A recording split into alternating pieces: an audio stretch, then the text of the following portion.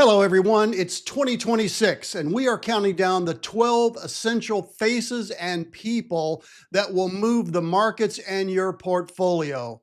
What about the Wall Street projections for the returns on this market this year? Somewhere between 9 and 15%. There's not one negative proposal. Does that mean that that's a fade, or that this is going to have nobody to take the other side of the trade?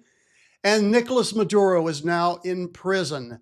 There are certainly huge geopolitical implications from this, but also financial ones. We'll cover them tonight. From Chicago, it's Thursday, January 8th. I'm Charles Brown, and this is CB3 Live.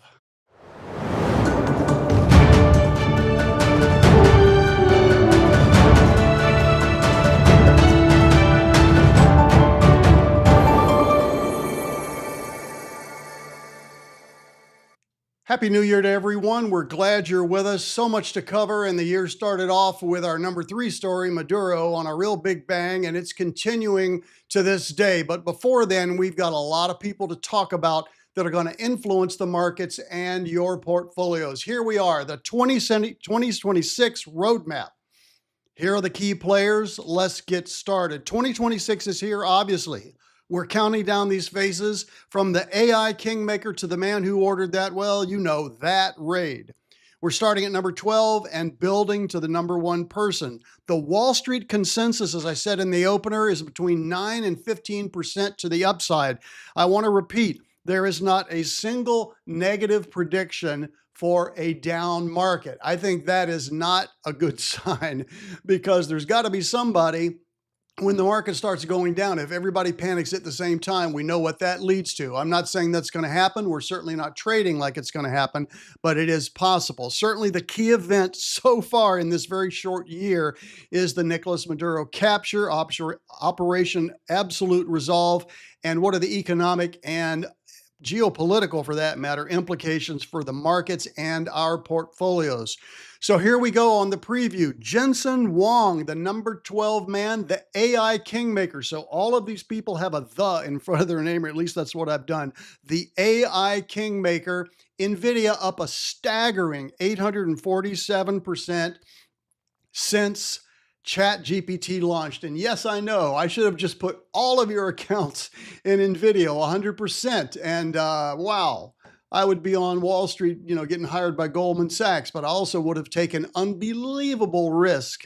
And we just don't do that here, but we can't certainly ignore this kind of return. We have been in NVIDIA for years and had as big as 18% holding in it. Right now, it's 10.5%. So AI drove the S&P gains for the last 3 years, 24%, 23%, 17%, all right? We did 30% in 2024. CG did about 8% last year. So we underperformed last year, overperformed dramatically in 2024. And you're going to see that from time to time. And you'll hear me talking about performance throughout the night, although I covered this pretty closely in the December CB3 Live, but there just are years when we underperform and years when we really overperform. 2020 was one of them with a 63% return, but we're always trying to find the best mix of returns and alpha, which is the return over the index, but also risk preservation. And that's what we do for you every single day. So in 2026, these companies must show real earnings growth to support what is really sky-high valuations. It doesn't mean that they can't, it just means they have to. I think the era of easy gains, especially in AI and technology, is over. These market leaders must continue to prove their positions. So watch for NVIDIA's Blackwell chip launch. It's hyperscaler spending and signs of cooling AI demand. So NVIDIA is introducing a brand new chip, which should excite the market, and I think it does, but of course there's no proven sales yet. If it ships on time, that's the biggie right there, and achieves strong yields, and I don't mean bond yields, I mean yields on what it's producing in revenue at its data centers, then NVIDIA is really unstoppable. There's no other way to say it. And that's number 12. Number 11, Benjamin Netanyahu, the Trump ally.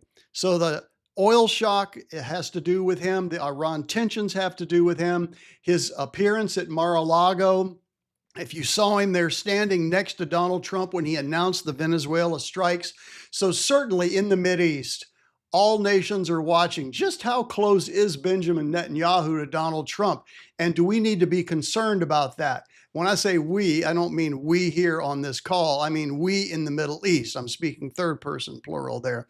And there is reason to be concerned because Donald Trump is going to step in and defend Israel any way he has to do it. There are certainly implications for defense stocks, all of which we are looking at and investing in already, but looking at to add even more in our portfolios. So the Iran tensions are the top oil shock risk for 2026. Israeli defense tech benefits from global security concerns, obviously. The key areas are Iran, the Gaza Strip, the U.S. alliance, oil markets, and defense exports. People want to buy what we have to offer. They want to buy the defense equipment and technology that we have to offer, because who else in the world, whether you approve of it or not, could have gone in and taken a president out of his palace moments before he locked himself in a steel protected chamber, got him on a ship, escorted him to New York, and had him in a courtroom 48 hours later. So it's a pretty amazing accomplishment. Whether or not you approve of it, it does show the prowess of the U.S. military. Number 10, Volodymyr Zelensky, the war president, obviously the president of Ukraine, and it's Europe's largest war since World War II. It wasn't until very recently, because there have been other skirmishes, but now that this has gone on 4+ years, it's definitely the largest wartime theater, if you will, since World War II. So Zelensky stressed a peace agreement with Russia can't come at any cost, meaning giving up too much territory or any territory, but he's going to have to do that. The two sides continue to trade airstrikes, highlighting the divide that still has to be overcome to stop the war. Zelensky says this war is not about territories, it's about our sovereignty and about our independence. Nobody wants to be reclaimed as a state of the USR, which of course USSR is no longer there, but a former state of the USSR. There are plenty of people that are saying that Vladimir Putin, who appears later in this segment, wants to simply rebuild the Soviet Union, which should never have been surrendered back in the 1980s. I don't think that's ever going to happen, but that's what he wants to do, in my opinion. So 3 of the main sticking points involve territory, the fate of Europe's biggest nuclear plant currently occupied by Russia, and Ukraine's participation in NATO. Ukraine would love to be a NATO member. I do not see that happening. It's just too much of a touch point, because Ukraine extends so far into the European portion of Russia. Vladimir Putin is just not going to allow that. So Trump issued a statement to Zelensky saying, we're going to end this in 24 hours. Not going to happen. No, it certainly is not. He never should have said that. I'll probably say things in this segment that are going to irritate both of you on the right and on the left, but I'm calling it like I see it. As you know, I'm a registered independent, but politically, Trump should not have made the big bravado statement that he did almost a year ago, really. At number 9, Marco Rubio, the hawk. Now, many of you remember Marco, as Trump used to call him, Little Marco, when the campaign was running in 2016, right? So before 2016, I guess the summer of 2015, he was picking on Marco Rubio, but Rubio has definitely changed his stripes. He is much more of a hawk right now, and he led the operation targeting Venezuela. So Rubio influenced President Trump to act against Nicolas Maduro, and the U.S. plans to sell now 30 to 50 million barrels of Venezuelan oil to fund the government's transition. Now, you might say that's just using their own oil to expense their turnaround. Well, there are millions and millions of barrels of oil that were stolen by Venezuela from U.S. producers, and for that matter, Shell Oil and BP, English producers.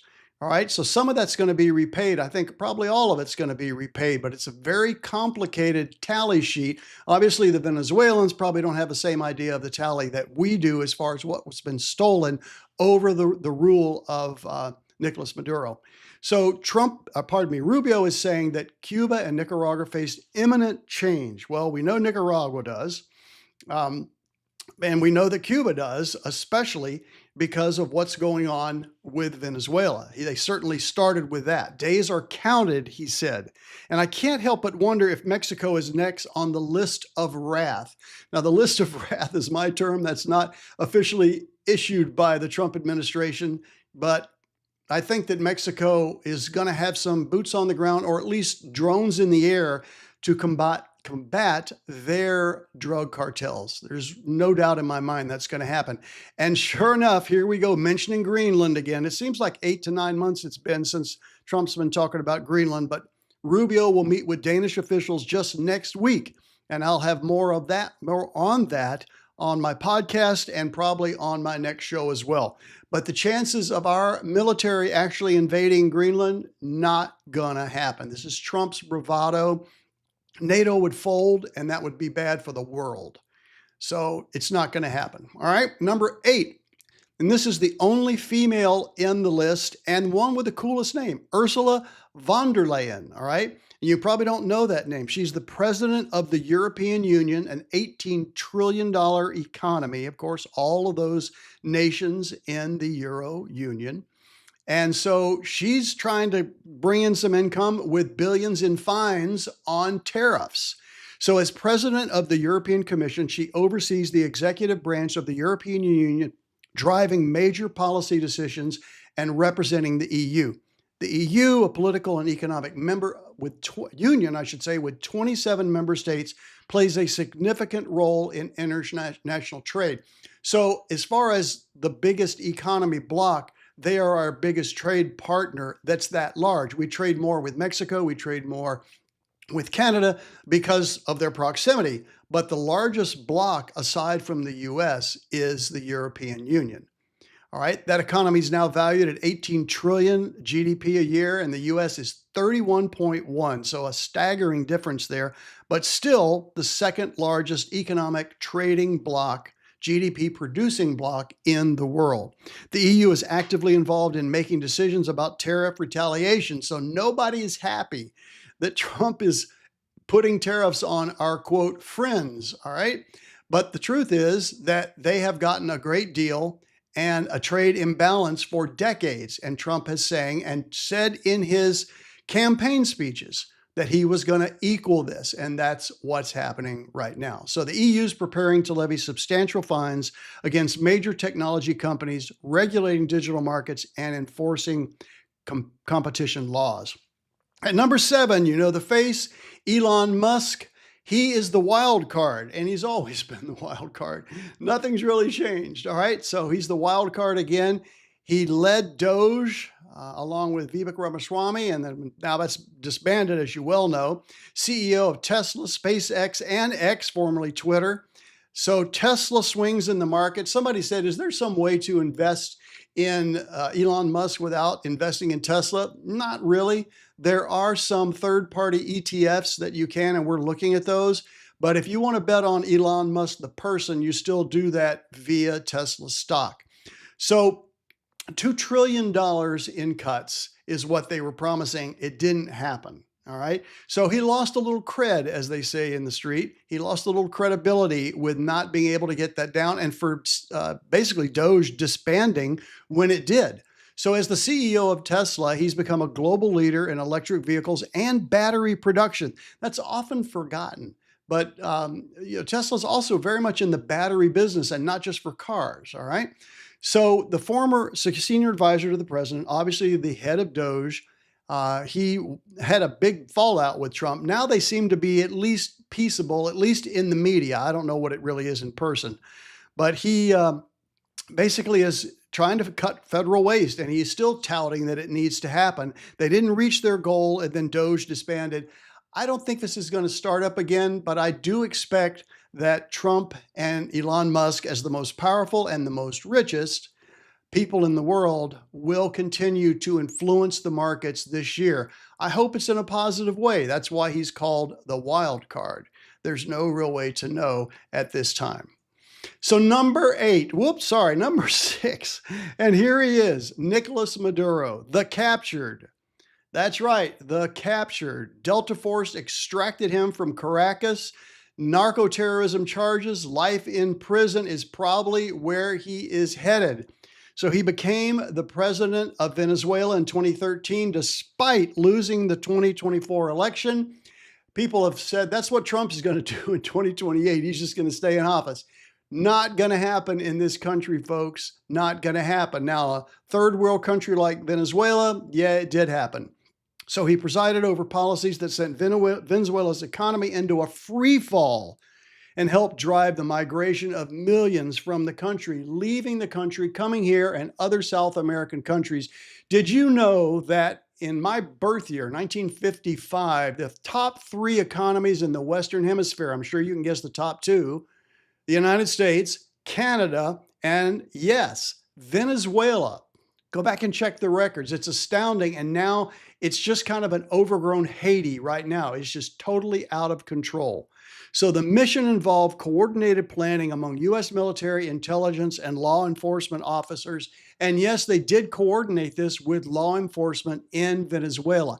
Had that not happened, I don't think that the extraction would have happened, because it just would have been too difficult to do, which is why I do not think you're going to see the same sort of extraction happening in Colombia, which is rumored to be next. So now Maduro faces trial in the United States for counterterrorism, and we'll see where that goes with a potential life sentence. I think that, similar to Noriega, he probably could get 40 years to life. So I know this is kind of heavy material, and I was looking for a little levity for tonight's show. So I contacted my dear friend, Dr. J. Tech, on this program tonight. I think he's watching. He found a friend of his, Peter Lloyd, that created just a little short song to commemorate the Venezuelan heist of a few days ago. I won't play the whole song. If you want that, you can get it from Dr. J or send me an email and I'll get it to you. But here's just a short portion of it. $2 trillion in the hole. Price hike, you know we can't control. As if we needed more, now we run Venezuela. Everybody, what a mess. So much stress. As if we needed more, now we run Venezuela. All right, well, never say I don't have a sense of humor, guys. You have to laugh. I mean, I don't know if it was the greatest thing to do. I do know that the Venezuelan people are pretty happy about it. I don't think the Europeans are happy about it. I don't think the other South American countries are happy about it. But we're going to go in there and we're going to get back the oil that's been taken from us for decades, at least 2 decades. So there you go. That's our little levity for the night. Thank you, Dr. J. Vladimir Putin at number 5, the adversary. There's no other way to say it. The adversary. The Ukraine war equals energy market chaos. Why? Because crude oil is in play. And just so that you know, Venezuela is a part of OPEC. It is the only non-Middle East country. So there's all those countries in the Middle East and Venezuela that's part of OPEC. And that's why you see these tankers leaving Venezuela, going to Russia, going to the Middle East, all right? Russia's a big client of Venezuela, or at least they were. We'll see if they still are by the end of the month. So he's been the president since 2012, previously served from 2000 to 2008. I don't know that he really ever left office from 9 to 12, at least in the forefront he did, but behind the scenes, probably not. The Ukraine-Russia war continues to disrupt global energy markets, causing volatile oil prices. Russia has intensified attacks on the Ukrainian energy infrastructure, aiming to pressure Ukraine and influence peace negotiations. In response, Ukraine has increased strikes on Russia's oil refineries. So what we have going on are each country bombing the heck out of the energy supplies of the other country. Sooner or later, that's got to stop. And it's probably going to stop when we end up issuing Tomahawk missiles to Ukraine. I don't know if that's in the cards just yet, but it's been a stalemate with 25,000 men and women dying every month. This thing has to end. It's ridiculous. It's awful. Recently, of course, Russia claimed Ukraine attempted a drone attack on Putin's residence, which Ukraine denied the accusation, calling it a pretext for just further strikes. So Putin maintains his hardline position in the peace talks, demanding Ukrainian troop withdrawal from occupied territories. Well, that's not going to happen, okay, because Ukraine still thinks those are their territories. And the only way Ukraine is going to sign something is if they have huge security agreements, meaning if Russia so much as even looks our way after we sign the agreement, NATO goes in, which would start World War III. And now you already see Putin positioning around the 3 Baltic states, Lithuania in particular. So does this affect and rattle the markets? Not today, but could it happen this year? Absolutely, and that's why I'm mentioning it to you. At number 4, the bond whisperer, Scott Bessent, one of the biggest faces on Donald Trump's cabinet. He inherited a huge $36 trillion debt. And he knows there's a looming debt ceiling fight and a bond market that's watching his every move. Because see, When yields go higher, it makes the stock market less and less attractive. Let's face it, if I could get 9% in a bond for you guys, you probably would say, let's don't take the risk in the stock market. Let's just buy bonds at 9%, since the 55-year return of the S&P is about 9%. Well, it's not anywhere close to 9%, but if it gets up to 4.5, 4.75, you're going to see money leaving equities and going into bonds for sure. And that's what the next sentence says here. So he forecasts substantial refunds for working families in early 26. These are the rebates that you've heard Trump talk about. I'm not sure if that's going to happen, but he's one of the most visible of the Treasury secretaries that we've had in decades. I like him, actually. He's quietly prototyping tokenized Treasury debt, which means digitizing, call it Bitcoinizing, Treasury debt, which is an untested leap that could fracture global bond market liquidity or redefine it overnight. I'm leaning toward the latter. All of these countries that have massive amounts of, quote, paper out there issuing their treasuries, the UK, Europe, well, I just said, obviously Switzerland, big economies, Italy, France, Germany, they're issuing government paper, and most of this is denominated in euro. But the truth is that we still have an enormous market with our treasuries, and a lot of this is not digitized. It would make the trading of these vehicles even more liquid than it is today. The bond market's more liquid and more heavily traded than the stock market. A lot of people don't know that, but you do because you watch my show.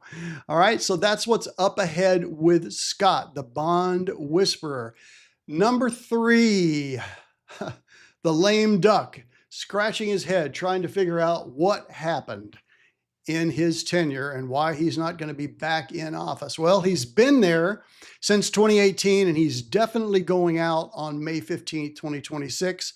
Under Powell, the Fed has navigated the economic impact of COVID-19, the pandemic, of course, that shut everything down for a year and a half, the 2021-2023 inflation surge, and global trade instability.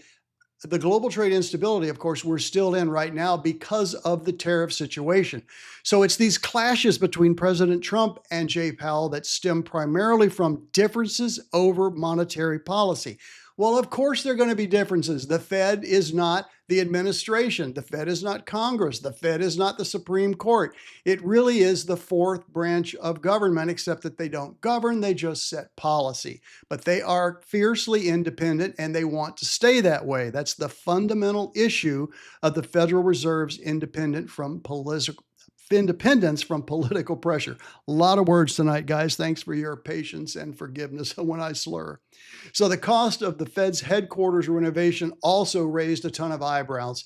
You got a ballroom going in the White House. You've got, a big renovation at the Fed. I guess there's just no end to the money that's going to be spent, no matter how much of a deficit we have. Lawmakers can't make a nickel and can't get reelected if they cut spending. And it's just too bad. But that's what we're seeing right now in Washington. That number 2, no surprise, Xi Jinping, the president of China. He is the trade war rival. He's also could just be the war rival, but we certainly hope not war anytime soon, but the trade war rival for sure. Tariffs up 245% is just crazy, folks, and he is not happy about it. So the current major intersection of the U.S. Supreme Court and China involves a critical trade authority dispute over trade tariffs with China in particular. When the Supreme Court rules on this, I will issue, if not a video, certainly it will be a podcast. So you'll want to watch my podcast. I hope you're subscribing to them on YouTube. They're on YouTube and Spotify, of course, and Apple. But it's going to be a big, big announcement because the Supreme Court's recent focus on China centers on a major case challenging the legality of the broad tariffs imposed by the Trump administration. The yuan is being devalued to gain a trade leverage. Well, countries like doing that. Guess what? So does the U.S. All right. But we don't want a weak yuan because We're trading and buying a lot from that. It helps us in that regard, but they're weakening against all the other partners and gaining an advantage for themselves. So semiconductor controls and an AI race signal tech decoupling. We are definitely in the most fierce AI battle with China. They want supremacy of the world. They want to take it away from us. That's just what they want to do. And I would argue they've been wanting to do it for hundreds, not decades, hundreds of years, most prevalently since the founding of the US. And when I say hundreds of years, and obviously the US has only been open for business 250 years, they want to be supreme in the world long before we existed. And now that we're the biggest block to knock off, they're coming after us and have been for quite some time. So they are stimulating their own domestic consumption. Why? Because they don't want to be so reliant on exports. That's what we have here. Our inside intra-consuming public in the US is 67% of our GDP, which you know, again, from watching the show. China wants to equalize that, and I can't blame them. It's a smart move, but it's going to take, I think, at least a decade to get there, at least a decade. And certainly Taiwan remains a geopolitical risk. You can bet that they're seriously talking about that even more now that the Maduro capture has happened. And if we somehow go into Mexico with drones or even invade Cuba or Colombia, definitely you're going to see Taiwan be a major discussion. And I think China significantly backs down from doing that. At number one, no surprise, the decider, the 47th president of the United States, also the 45th. All the policy roads lead to him. So tariffs, the average import tax now is 16.8%, the highest since 1935. That's 90 years. Highest import taxes since 1935, all right? Tax policy, the one big beautiful bill, had front-loaded stimuluses. It's definitely in play now. It's signed into law July 4th of last year, and its provisions are law. The Fed pressure, demanding rate cuts, appointing a new Fed chair. It's got to make you wonder, it certainly makes me wonder, whether the new Fed chairperson is going to be just a shadow of Trump, or are they going to be allowed to have some kind of independence? And remember, they only have one vote. There are 12 governors, and they all have votes. All right, deregulation, the DOGE initiative reshaping the government, although that's tacit now. Supreme Court, the tariff legality decision coming soon, maybe really soon. Trump floated the idea of strategic Arctic bases in Greenland, framing it as a bulwark against Russian subs and Chinese shipping lanes. Folks, this is a necessity. Now, we're not going to march into Greenland. Trump's bravado is meant to just get everybody to the table and settle for something better than him invading, which he would never do. But what we do need is additional bases, additional technology there to monitor the icy waters so that we are aware at all times of what is happening with China and Russia and can respond rather than send in fighters out of the US. They need to be based on the ground. I think you're talking about thousands of acres. Certainly don't need all of Greenland, but thousands of acres, and because it's such a large island, in multiple locations. I think that is what they are aiming for. So you can analyze all the other faces on this list, but every single one of them is operating in a world that Donald Trump is reshaping. Powell's successor, Xi's trade war, Maduro's crisis, Musk's influence. This is the Trump economy. It's Trump's world. That's not my opinion. That's just the fact. I'm going to put this on the screen. If you've got a way to do a screenshot, I would suggest you do it. I'm going to take just a tiny bit of a break here and rest my voice. And you guys check this out. If you got questions, type them in the chat.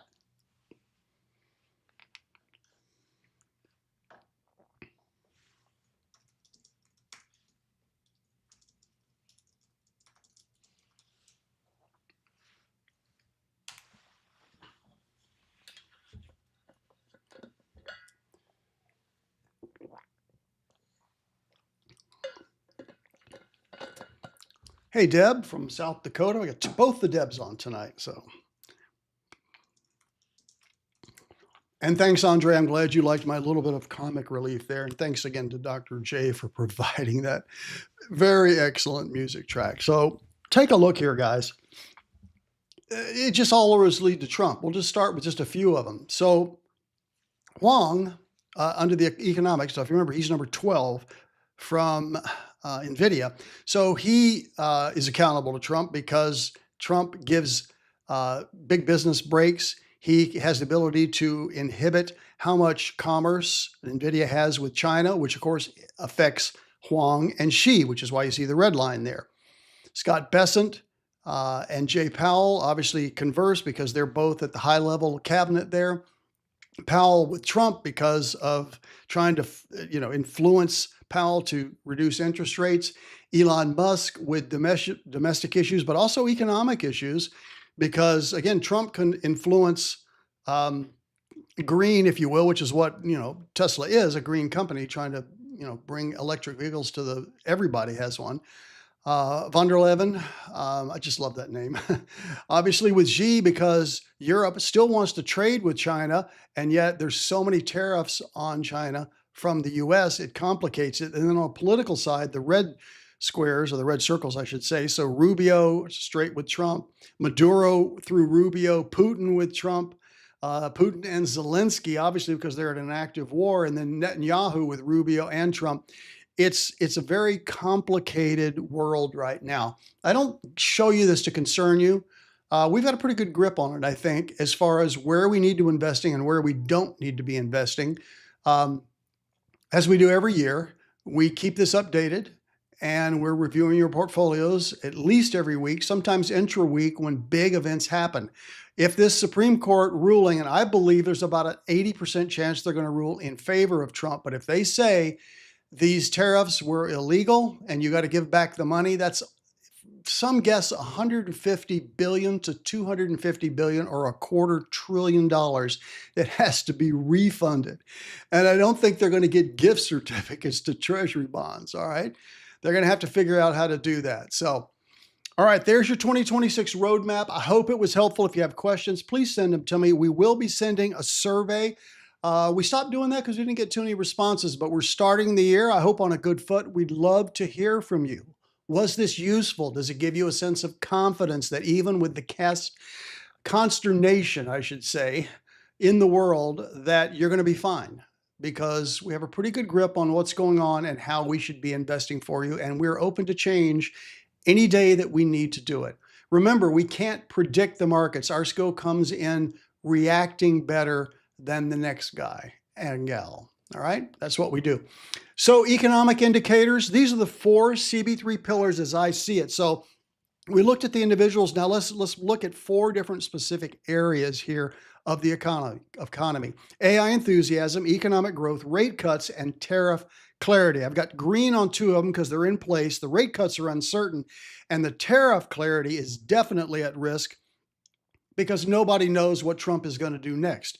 I mean, one day he's taxing grains, the next day he's taxing furniture.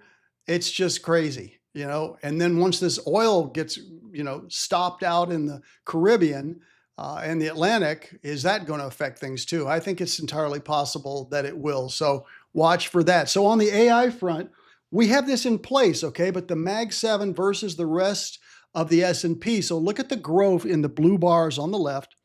That's the annual growth versus the S&P 493. So this isn't just NVIDIA. These are these 7 Mag 7, Magnificent 7 stocks. And look at their growth compared to the Magnificent 7. So we have segregated for people that are saying, why is it that DS is doing so well and CG underperformed this year? We made the decision to not have Magnificent 7 stocks in CG because there are other areas of the market that we believe will grow. And it happened last year meaning 2024. Last year, 2025, we did underperform because almost all the gain came from 2 to 3 stocks within the Magnificent 7. So even DS did not have as good a year as it could have, because the way to have a great year last year was to have 30% in Google, 30% in NVIDIA, and about 40% in the best of the other winners. Well, we had the last part, but we're not going to put 30% in any stock. Because if we're wrong, it's not only a career-ending move for me, it's decimating to you. And many of you are my age and don't want to see a 35% drop in your portfolio, and we're not going to do that. Okay? So on the right-hand side, the AI CapEx, capital expenditures, continue to grow. And you can see the estimates here, but it's just straight up since 2024. So companies, as I said earlier in the presentation, are just going to have to work harder to justify steeper multiples. I think they're going to do it. That's why this is in green. It's in place. Also, stable economic growth also in place. Look at the current growth of the unemployment trajectory. All right, 5% is a warning area. 5% unemployment means people are going to stop spending. More and more people will stop spending, and that is what brings on a recession. All right, we're increasing, but it's not that much. So here are we in January 26, right? And that news is going to come out tomorrow, which I'll mention later in the program. This is one of those rare times when I do not see the monthly employment report before my show, because it's always issued on the first Friday of the month, unless the first Friday of the month is the first trading day of the year, which it was this year, which happens like every 40 years. So that's why it's tomorrow, and I will have an update on my podcast this weekend, as I mentioned to you guys. Look at the GDP growth on the right-hand side. It's above trend. Now, next year for 2026, it's projected second quarter to drop. Don't know if that's going to happen. Right now, it's above trend and strong, and that's why this too is a green indicator. Let's go back to the first slide. You see the AI enthusiasm is green, economic growth is green. But what about rate cuts? Okay, so this is less certain. Why? We don't know who the new Fed chair is going to be. Trump thinks that we need to be kept in suspense. I don't know if he really knows who it is either. He could just decide the morning of going to the swearing in. It would not surprise me. All right. But right now, the Fed guidance is for one cut next year, but the market pricing, that's the Fed fund futures, are pricing in 2 cuts. Now, the JP Morgan bullish case is for 3 cuts. And that's really important because JP Morgan is the biggest bank in America, not quite the world because of the Middle Eastern banks, but in America they are. So you can see on the timeline on the right, you've got Powell with his last meeting this month. His term ends in May. Quarter 2, a new chairman goes in, or chairperson, and the first cuts under the new chair in mid-2026. That means the July, June, or the August meeting. That's what I'm expecting, but it's an unknown, all right? We don't know what happens with the new Fed person. I want you to see these banks here. It's kind of astounding. You know, add up these top 4 banks, all right? When I go back to that slide, add them up in your head, all right? Well, it's actually 5, I'm sorry. And there's 3 in the circle, so let me explain that. I picked the top 5 banks, but I took the top 3 that were the most influential in world markets. That's JP Morgan on the market side. The consumer side is Bank of America. Of course, they have more consumer accounts than anybody, but on policy, it's Goldman Sachs. So these banks drive policy. They influence the Fed, and everybody wants to see what their earnings are. We own these banks. We, again, don't have enormous positions in them because we just don't take that kind of risk. But just realize that these banks are what move the financial markets in the world, and certainly in America. So the 4th pillar is really the unknown. It's the tariff clarity. We don't have tariff clarity. So the import tax rate, highest since 1935. As I mentioned earlier, look at the jump there, the orange bar, whereas tariffs are going down from 1930 until 24, they moved up a little bit. But that was 100 years almost. All right. It's when the 10-year yield gets to 4.5 that it's going to hurt stocks. Now, I've mentioned this theme several times. This is the 3rd time because it's important, and I want to make sure that you understand it. When the 10-year yield, the yield on the 10-year note, means the price is going down and the yield is going up. When that reaches 4.5%, that's not a red, but it's definitely a yellow and maybe even orange alert for us, because you're going to see equity markets losing equity, losing holdings, because people will be pulling it out and moving into fixed income. Because if you can get a treasury for 4.5, many people will do it. If you get a treasury for 6, a lot of people will do it. I see no chance of a 6% or 5% yield this year. But just realize that the Supreme Court tariff ruling in early 26. And I'm seeing on CSNBC today, they think it's going to be Monday. Now, this, you see the people in the religious world that are predicting the returning of Christ, right? And how many times has that happened, even in my lifetime? And they've all been wrong. So it's going to happen when SCOTUS says, and John Roberts, who's the Chief Justice, says, yeah, we're going to vote on this now, and then we're going to put the ruling out. They know it's a landmine for the markets and discourse in general, but it needs to happen because Trump really can't keep the tariffs continuing unless he's got a ruling. So that's where it is. Okay, so here's the playbook. If all four pillars hold, the S&P 500, 7,500 to 8,000, which is that 9 to 15% gain that I mentioned in my opening slide that the general market consensus is. I think all four will hold unless the Fed shocks the SCOTUS, the Supreme Court shocks us all and overrides Trump's tariffs. Tech leads, but broadening begins. It needs to happen, folks. This advance in 2025 was too narrow. Remember what I just said earlier? It's not only the Mag 7 and the S&P 493, it's 2 or 3 of the Mag 7 that are so outperforming. And we can't have that. We just can't have that. The entire market, as I've said for all the years I've been doing that, by the way, this begins season 7. Thank you for watching. All the years that I've been saying this when I spoke live at my fireside chats and on here, you have to have broad market participation or simply the market cannot continue to advance. So we need to see that. Small caps will finally catch up. If that happens, then we are sitting in pretty pasture for sure, because small caps need to participate significantly. If any of the pillars crack, if AI disappoints, 5 to 10% correction. If the labor market weakens, a defensive rotation, meaning money leaves technology, consumer cyclicals, and communication and goes into real estate, utilities, and consumer staples. That's not the end of the world, but it's not the leading sectors. They're just not. Those are dividend-paying stocks. They aren't stocks that are built for growth. All right? No rate cuts, multiple compression, not good. Tariff chaos, 10 to 15% downside. I don't think you're going to see a really initial early reaction if the Supreme Court overrules Trump, because he has ways around it. He's already announced that. But it's going to be a contest of wills. So the volatility in this second year of a presidential term is shaping up to be landmark. And we're here for you. We still are investing. Programs are off to a good start for the year, and we're just ready.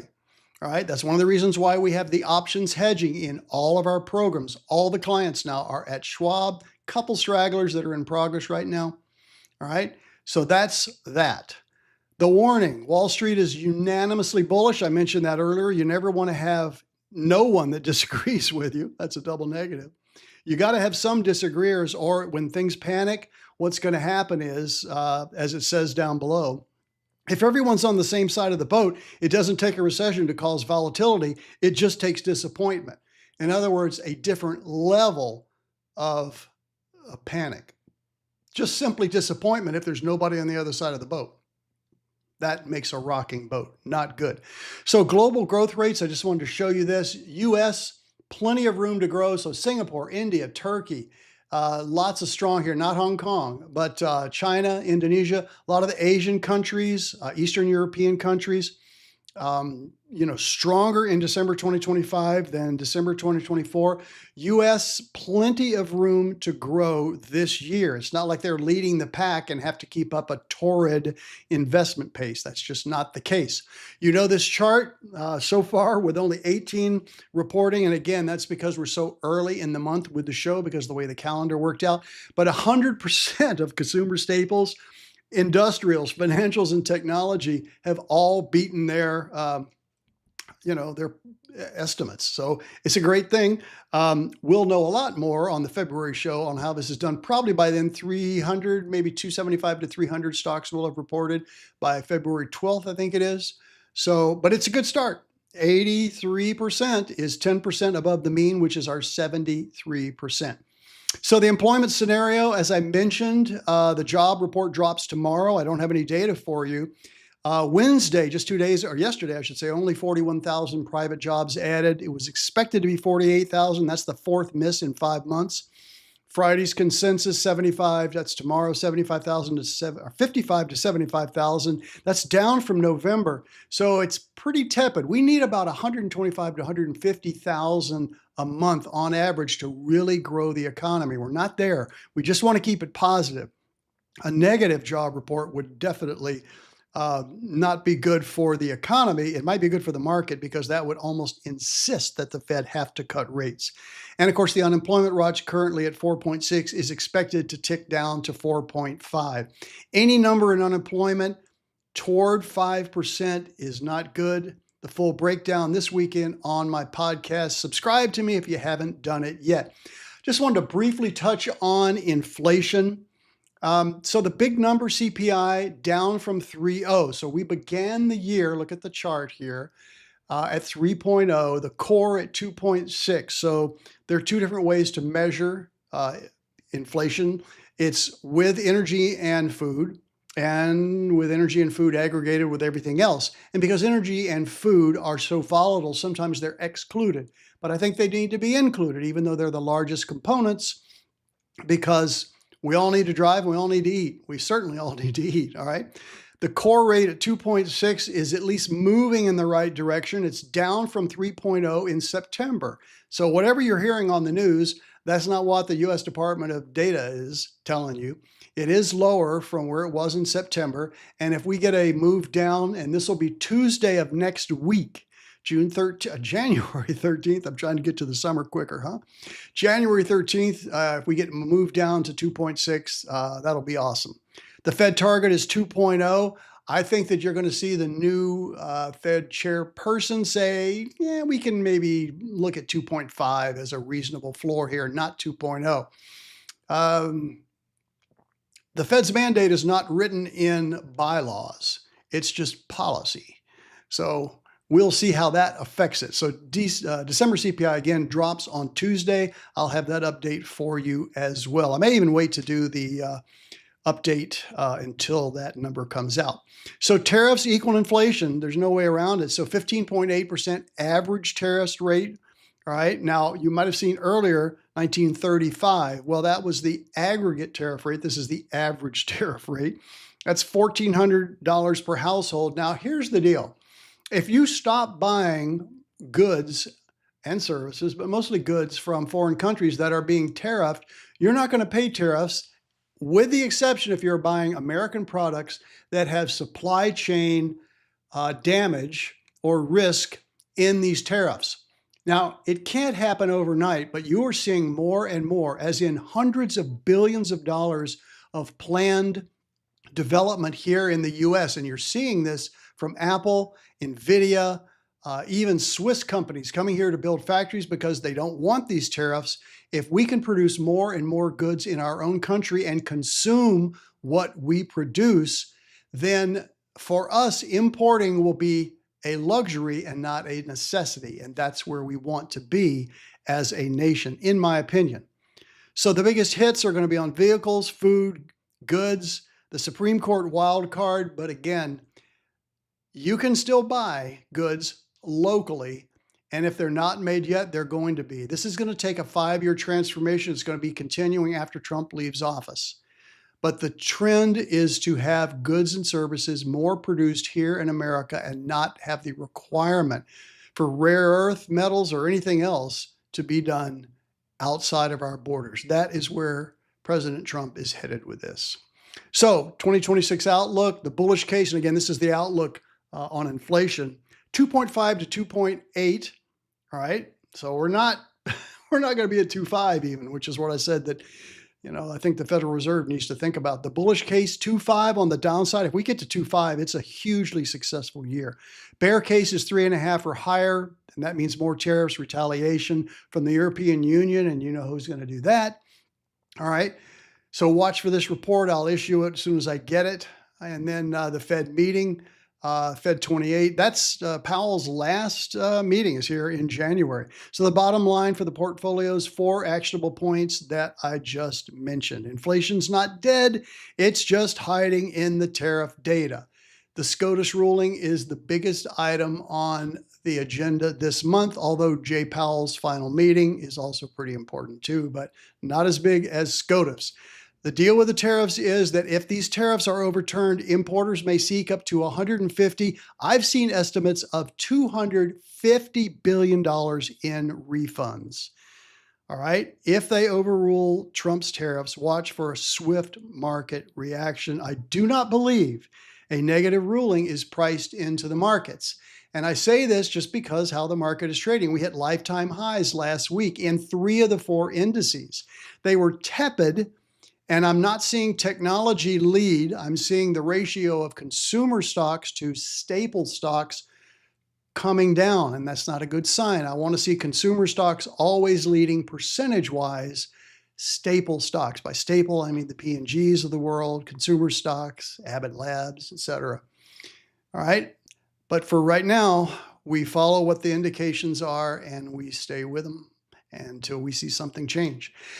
For 2026, I mentioned this last year. I don't need to expand on it anymore. Just go to the performance tab on our website. You will see the 2025 and trailing response or trailing performance, I should say, for the entirety of all of our programs on the website if you want to check that out. Okay, guys, if you are new to the program, be sure and subscribe to us. Hit the little bell. Be sure you get notified when we post a new program or if I have a special update, for instance, when the Supreme Court issues a ruling. You can follow me on Facebook, Twitter, and LinkedIn. You can see those tweets usually every day, sometimes twice a day. The next show, Thursday, February 5th, and this is one of those rare times, I think it's 3 or 4 times a year, when I have more than 4 weeks. I have 5 weeks in between shows. So if I need to post a special update because of news moving, it won't be live probably, but it could be, but probably not. If SCOTUS makes a ruling, if the CPI number comes out and is a shocker, if we invade another country, I mean, it's just going to be this way, folks, until January 20th, 3 years from now when Trump leaves office. That's just the way it is. Follow our podcast. You can hear us right here on YouTube or on Spotify or any of these channels. We have our second number of visitors, I guess you want to call them, on Apple. So the word for the day, the whole secret to winning big in the stock market is not to be right all the time. It's to be right most of the time, but to lose the least amount possible when you're wrong. And I did a little edit on that from what it's on the screen. But the real important part here is to lose the least, because the winners will run. We've been in NVIDIA for years, and it's been a great winner for us. Palantir has been a great winner for us, and there have been others. We've even had utility stocks that return 2.5 times what we invested in them, and that's supposed to be a staple. But if you pick them right, you let them run. I mean, the goal is to never have to trade, ever. All right, so in summary, you guys, I've been doing this for years. I'm going to keep doing it. For we have not been given a spirit of fear, but a spirit of power, love, and a sound mind. 2 Timothy 1:7. And we now need more than ever to have faith that things are going to go well for this country. I believe that God has his hand on this country. Certainly, it is a flawed country. The people in Minneapolis will certainly agree with me on that. We have all kinds of just horrible things happening. But the reality is that it's still the best place in the world to live. If not, we would have mass emigration with an E and not immigration problems.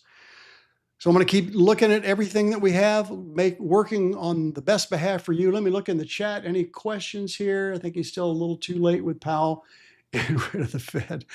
It's not that easy to get rid of the Fed, although, Andre, I have to say that there's certainly times when I would like to do that. If that were to happen, all the other Fed equivalent, policymakers in the world would probably have to disband as well. They'd have to all do it at the same time. But anyway, it's going to be an interesting year. Thank you for being here. Happy New Year to everyone. God willing, we will see you in February.